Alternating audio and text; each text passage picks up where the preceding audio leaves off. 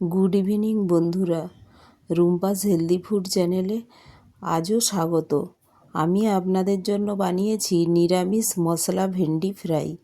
তো তার জন্য 500 গ্রাম ফ্রেশ ভেন্ডি নিয়েছি, আর ওটা ধুয়ে কেটে নিয়েছি। আর মশলার জন্য নিয়েছি 1 টিস্পুন পোস্ত, 2 টিস্পুন সাদা তিল, আর নিয়েছি 1/2 টিস্পুন জিরে, 1/2 টিস্পুন কালো সর্ষে। আর ওটা একসাথে আমি পেস্ট করে নেব। নিয়েছি সর্ষের তেল, লবণ, হলুদ, আর ফোড়নে নিয়েছি জোয়ান আর লঙ্কা। আর ভেন্ডিটা দেখুন খুব নরম, আর এই গরম হচ্ছে, তো এই সময় নতুন ভেন্ডি এইভাবে ফ্রাই করে খেলে খুব ভালো লাগে। তো দেখুন মশলাটা ভালোভাবে আমি পেস্ট করে নিয়েছি একসাথে। পোস্ত, তিল, কালো সর্ষে আর জিরে একসাথে পেস্ট করে নিয়েছি। এখন গ্যাসের ওভেনে কড়াইটা বসিয়ে দিলাম, আর এইটুকু তেলেই আমার ফ্রাইটা হয়ে যাবে। আর তেলের মধ্যে দিয়ে দিলাম জোয়ান আর লঙ্কা, এটা ফোড়নে। তার উপরে দিয়ে দেব ভেন্ডিগুলো, আর ভেন্ডিগুলো একটু হালকা তেলের সাথে নেড়ে নেব। আর এই সময় ভেন্ডি দেখুন খুব সরু সরু ভেন্ডিগুলো, আর একদম ছোট ছোট, তো একদম কম আঁচেই এটা রান্না হয়ে যায়। তো এখন এটা দিয়ে দিলাম স্বাদ মতো লবণ, আর দিয়ে দেব পরিমাণ মতো হলুদ, দিয়ে এটা ভালো করে তেলের সাথে নেড়ে নিচ্ছি। তাহলে কি হয়, একটু যদি ভেন্ডিটা নাড়াচাড়া করি, ভেন্ডির যে একটা গ্রিন ভেজিটেবলের যে স্মেলটা, তো সেটা চলে যায়। তো এই জন্যেই আমি তেলের সাথে একটু ভালো করে নেড়ে নিচ্ছি। এখন যে পেস্টটা করে রেখেছিলাম মশলার, ওটাও দিয়ে দিলাম।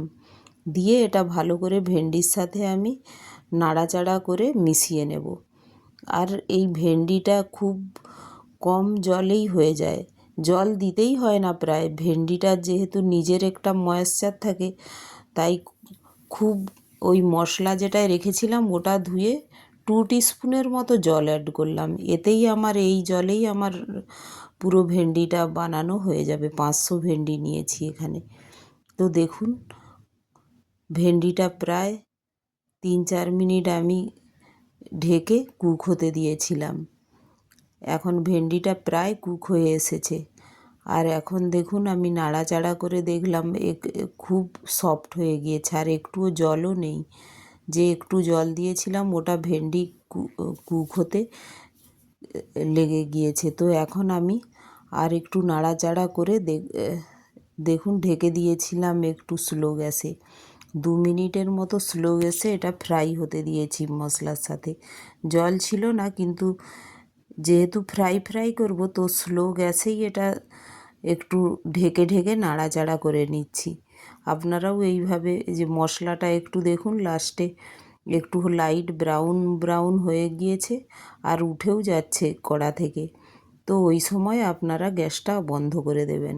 এখন দেখুন আর ভেন্ডিটা খুন্তির ডোগাতেই ভেঙে ভেঙে যাচ্ছে, তো কতটা সফট হয়ে গিয়েছে।